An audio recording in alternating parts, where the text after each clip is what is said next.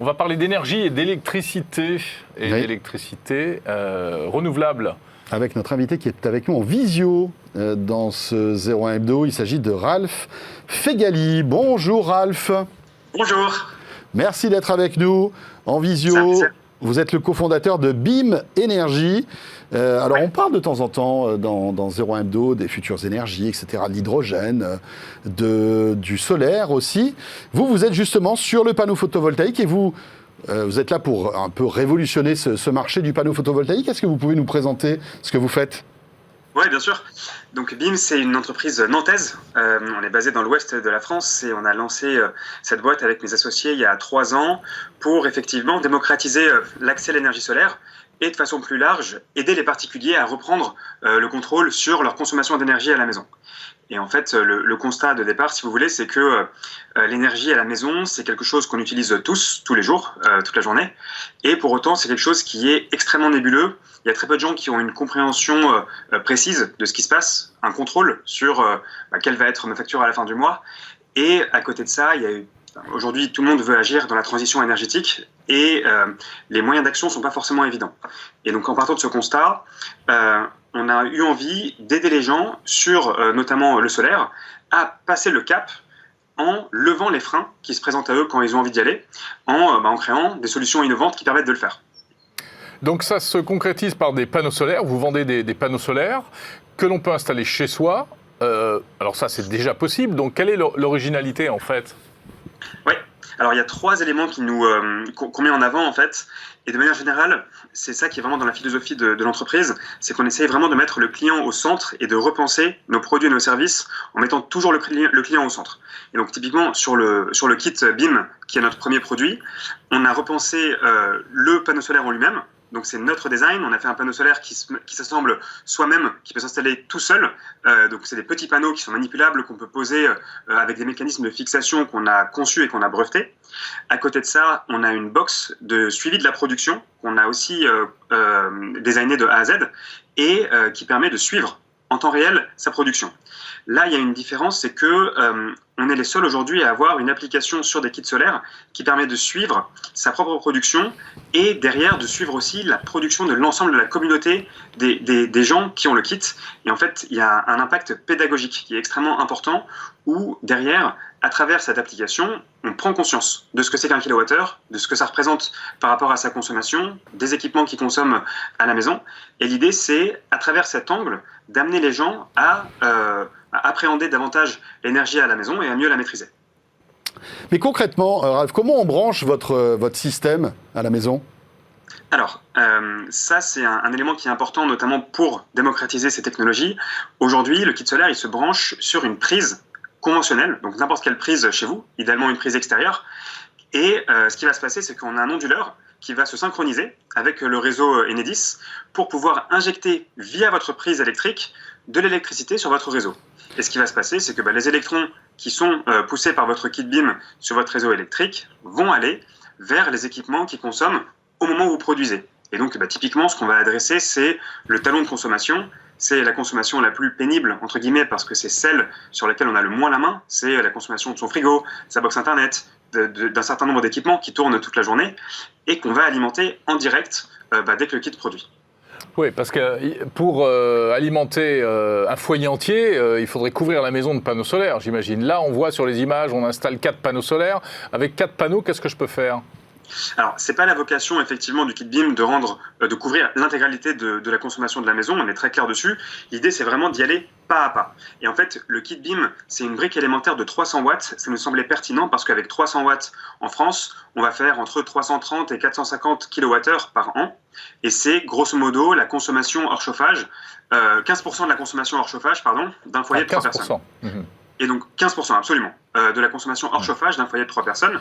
Et c'est une première marche qui est à la fois accessible en termes de dimension, en termes de prix, les gens peuvent se projeter avec sans que la marche soit trop haute. Et derrière, c'est un kit qui est modulaire, où en fait on peut en ajouter un second et un troisième, une fois qu'on est convaincu. Et c'est effectivement ce qu'on constate, c'est qu'on a beaucoup de BIMers qui partent sur un kit et qui par la suite, après quelques semaines ou quelques mois, ajoutent un second ou un troisième kit pour augmenter leur production. Ralph, si j'ai bien compris, j'installe ces panneaux photovoltaïques. Alors, vaut mieux pas les installer dans la cave, ça marchera moins bien. Mais on les met dans un endroit, j'imagine que vous nous expliquez les endroits les plus optimisés pour les installer. Je branche ce système sur une prise, et là, la prise, au lieu de donner de l'électricité, va réinjecter l'énergie qu'on produit par le panneau photovoltaïque dans le réseau, et on peut même sélectionner les appareils qui vont bénéficier de cette électricité ? On ne peut pas sélectionner les appareils qui vont en bénéficier, mais sur tout le reste, c'est exactement ça. En fait, les fils de cuivre qui font votre réseau domestique électrique à la maison, c'est des autoroutes à électrons qui marchent dans les deux sens. Et en fait, c'est vrai qu'on a l'habitude de voir les électrons circuler dans un sens, mais ça marche aussi dans l'autre sens. Et une fois qu'on a produit un électron, il va aller spontanément vers l'équipement qui consomme le plus près. Et donc, ça va être votre frigo, votre box internet, finalement ce qui consomme au moment où vous produisez. Et vu de votre compteur électrique, c'est un peu comme si vous aviez débranché ces équipements, parce que l'appel de puissance qu'ils font sur le réseau Enedis, c'est plus nécessaire dans la mesure où vous l'avez alimenté vous-même. D'accord. Mais est-ce que cette énergie est stockée avant d'être redistribuée, ou est-ce que c'est véritablement le panneau qui reçoit le soleil à l'instant T qui le réinjecte ? Oui, elle n'est pas stockée aujourd'hui. On travaille sur des prochains produits, donc on est en train de construire une gamme de produits pour aider les gens à gagner en autonomie énergétique, qui inclura du stockage demain.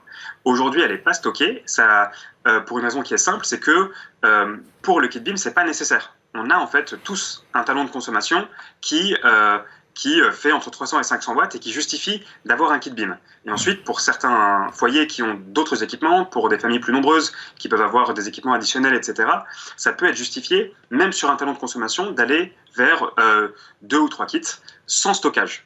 Il y a un autre point qui est important par rapport à ça, c'est qu'il y a aussi une adaptation des usages qui peuvent être réalisés pour utiliser des équipements qui consomment plutôt dans des moments de production solaire et aussi limiter le besoin en stockage qui, comme tout le reste finalement, a un coût à la fois économique et écologique. Produire des batteries, ça pollue, et donc du coup, si on peut s'en passer, c'est mieux.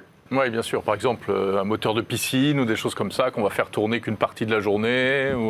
Alors, ça peut être par exemple pour essayer d'alléger un peu sa consommation électrique, mais ça coûte combien un kit comme ça ? Donc un kit BIM de 300 watts, il coûte 780 € TTC et livré, et en fait, ça inclut tout. Donc en fait, il n'y a pas de coût caché, ça inclut les panneaux bien sûr, mais ça inclut aussi les fixations, ça inclut l'onduleur, ça inclut la box de suivi de la production, ça inclut tout, les vis, les chevilles. L'idée, c'est que ce soit vraiment prêt à installer, comme quand vous recevez un kit Ikea, et la livraison est inclue dans le prix. Et je peux l'amortir en combien de temps ? C'est la question que j'allais poser. Alors en fait, il y a deux facteurs qui jouent sur ça, c'est le niveau d'ensoleillement et combien vous payez votre kilowattheure. En France, on a un kilowattheure qui a un prix relativement bas par rapport à d'autres pays d'Europe et un soleil qui est modéré, on va dire. Donc il faut compter une dizaine d'années, c'est assez standard dans le PV en France. C'est des durées de retour sur investissement qui sont plus courtes dans d'autres pays où le kilowattheure est plus élevé, où le niveau d'ensoleillement est supérieur. Je pense à nos amis allemands ou italiens ou espagnols en ce moment notamment. Ouais. Après, c'est aussi une forme d'investissement. Le taux de retour sur investissement sur un kit BIM, il est de 10%. C'est 10 fois le livret A sur une vingtaine d'années. Donc il faut, c'est pas un retour sur investissement qui est immédiat. Pour autant, ça reste un placement économique qui a du sens par rapport à d'autres placements qu'on pourrait faire. Voilà. Et puis il y a l'aspect philosophique aussi, le fait de se dire qu'on fait un geste pour l'environnement parce qu'on consomme moins d'énergie à terme.